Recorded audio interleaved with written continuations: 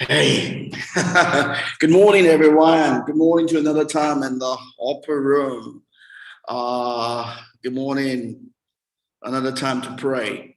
You're welcome. It's our daily workday time to pray, and we've been leading ourselves into a time of prayer by doing a study through the book of Daniel. And right now we're in verse 8 of the book of Daniel. That's where we are right now. We're just trying to tread our way through it. Today is the third installment in looking at that verse of scripture.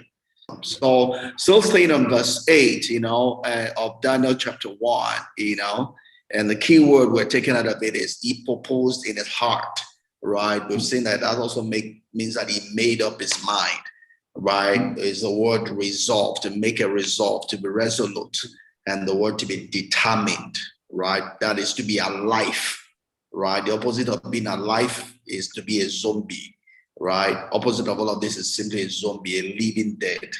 If we don't make up our mind, then we're zombies. We're living dead, right? And we tried to look at some scriptures to build along that. We looked at James chapter 1, verse 5 to 8, and the keynote we brought out of it is the fact that a zombie cannot receive anything from God. God did not create zombies. What God created, he called a living soul, an actively living mind, an actively living emotion, an actively living intellect. Only such can receive something from God. When we turn off our soul, we cannot receive anything from God, right? And we also said that if we cannot, we're also, such a person is also unstable in all of his ways. That means that person is on shaky ground. You cannot even trust that person because you don't know what that person will be tomorrow. Person will be blue today, tomorrow is red, tomorrow is white. You cannot entrust anything into that person because the person is unstable, right? Not even if the person wants to be stable, for as long as that person is double-minded, you don't know what will influence that person tomorrow, right? So for as long as we're not engaged in our soul, then we cannot be trusted. That means our character is in doubt. We have a character flaw, right? Those are the kind of people that you think they can never steal until they go to a place where the money is available, and you'll be surprised. But it was a brother. But he loved the Lord. You see, but because it wasn't engaged, it was a zombie all through the time we thought he was a good person. Now that he's exposed to the temptation, the true nature that has been eaten away comes to life. I mean, those are the people, like I had someone in my class in school, it was a deeper life until they went for internship. By the time he came from internship, he was a different person.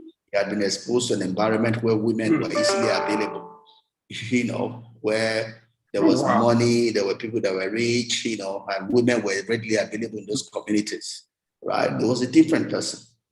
That tells you of someone that was not engaged, right, in the soul realm. He was probably doing all he did as a deeper lifer, just following other people and following the motion, such that when temptation came, his true nature was exposed, but we'll continue along.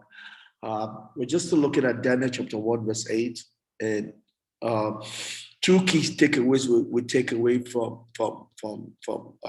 James chapter 1, verse 5 to 8 is the fact that if we don't have a resolution, if we're not determined in our mind, we cannot receive anything from God.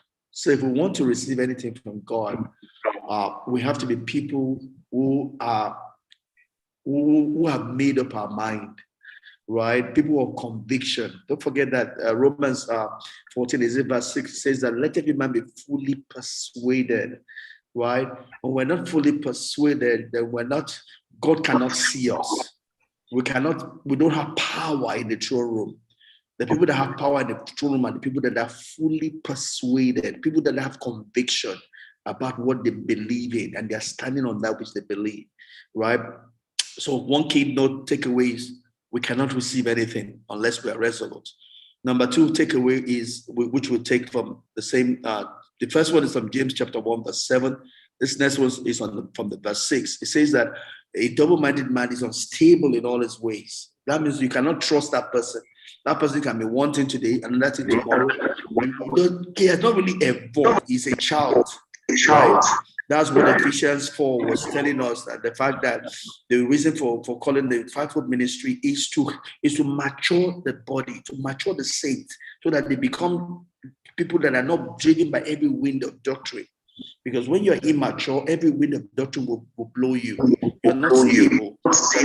You're not on stable ground, so you are shaking, right? So such a person is, if you don't have a resolute mind, if your mind has not held on to a certain belief, a certain path, a certain trajectory, then you can dance to any tune. No, God cannot trust you. If God cannot trust you, man cannot trust you also. You cannot even trust your own self, because today you are one thing, another thing you are tomorrow.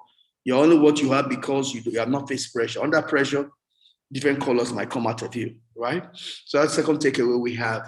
The next thing we'll look at in this slide is the fact that you see that all the definitions around being persuaded, determined, resolute, all of this is dealing with the mind. In some sense, we talk about the heart also, but it's mainly the mind, right, that we're talking about, a mind that is made up, right? So we need to understand what is the mind, right? Our mind is our thinking faculty and is a part of the soul, right? Our soul contains our mind, right? The heart is the overlap between our soul and our spirit. We'll call the heart, right? It's an overlap place, right? But the mind is fully a part of the soul, right? The mind is made up of two parts, what we call the conscious mind and the unconscious mind, right? Scientists would say that our conscious mind is about 5% of our mind, and the rest of our mind is the unconscious mind is 95% of our mind, right? And that is probably not too far from the truth, because we see that in the analogy to the mind. The computer system is an analogy to the mind, right? The memory that runs your computer in the active mode is a much smaller memory than the memory that runs the whole of the computer on the back end, right? Your computer has two memory, one that is holding all the programs together, that is not active when you're working on the computer, it's working on the back end. And there's another memory that runs your computer that you are using, the active memory, right? The passive memory is bigger and does a whole lot more work than the active memory, right? So the computer is built as an analog to our mind, right? So just as we have what we call the conscious mind and what we call the passive mind, right? Another analog to the mind is the way the plane is flown. A long distance plane is flown, right? There are two ways you can fly the plane. You can either fly the plane on what we call the autopilot, or you can fly the plane where the pilot is actively maneuvering the plane, right? On a transatlantic journey, more than 67% of that journey is driven in the autopilot mode, right? The pilot really just comes when they're trying to change one or two things, maybe change altitude or something, coming and just adjust it. But most of the time it's put on autopilot, right? So it's the same analogy between our conscious mind and our unconscious mind, right? And we'll continue from there tomorrow, God helping us.